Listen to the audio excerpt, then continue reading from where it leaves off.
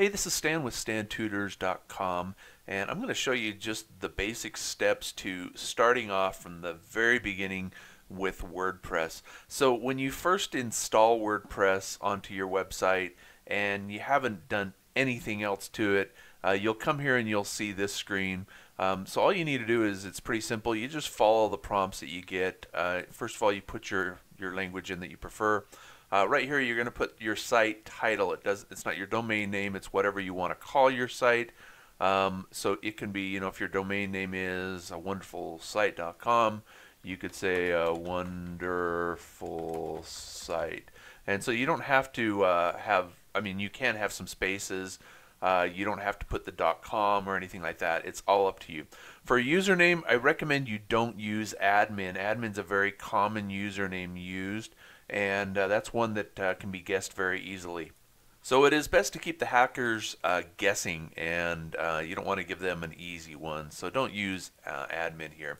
I'd recommend using your even a nickname or even your email address would be good here because it's long. Now, one thing to note is the username in WordPress for some reason cannot be changed. So you want to make sure you pick a good username because you're going to be using it for a long time. Now, that might change in other versions, but right now WordPress doesn't let you change your username. So pick a good one here. I'm just going to go ahead and we'll just put Stan in here. Oop. And then, of course, you want to pick a great password. You want to pick a long one that has a bunch of characters in it. So you want to use some different characters, not just letters and numbers. But you do want to use letters and numbers, and you also want to use different characters. And here's the characters or the symbols that you can use here. Some hints or some ways that you can create a password that is memorable, but I don't always suggest that you pick a memorable one.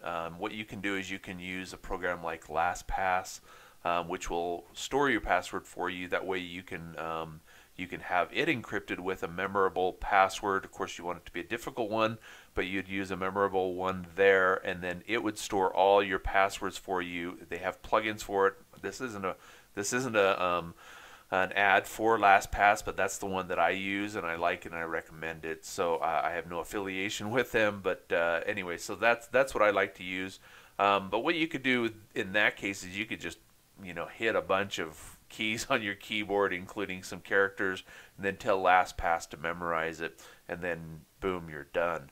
But let's go ahead and give you some other ideas that you can use. So for example, if you have a favorite song, you can pick like your favorite phrase from that song and then use the first letter of every word in that phrase as your password. Now, of course, you want it to be a long one, and then you also might want to replace the letters with numbers and then throw in a few symbols as well. Okay, I went ahead and did that, and now the next thing you would do is you'd put your email address in here. This is not an email address that is going to be shown on the website or that people on the website are going to directly email. If you have a form on there that's like a contact us form, it might use this email address, but it won't really show it to other people. So this is more of a notification email address, and so you want this to be a primary email address. Also, WordPress will send you emails about updates and different things that has happened to your website, not necessarily subscribing you to WordPress. I really haven't gotten any emails from WordPress by putting my email address in here. This is just from, when I say from WordPress, I mean from the software that you're installing right now. So if it gets an automatic update on your website, you'll get a notification saying, hey, your website was automatically updated, or things like that. So you put in your email address here, and then you'll put whether or not you want the search engines to index this page. I'm going to uncheck this because this is just a sample website, and I really don't want Google to come and crawl this because it's just going to be a sample for demonstrating how to create websites. So none of the information here really needs to be indexed by Google. So I'm going to fill in this information, and I'm going to click this button, and I'll meet you on the next screen. Okay, we're here, and this is really all we needed to do on this video. If it does take a little long for it to get to the screen. Don't fret. It is going through and setting up your entire website. So it can take, 30 seconds to get to this point. So if you're sitting there waiting and waiting, just continue to wait as long as it, looks like it's doing something. Give it at least a couple of minutes before you start to freak out. But that's all there is to it.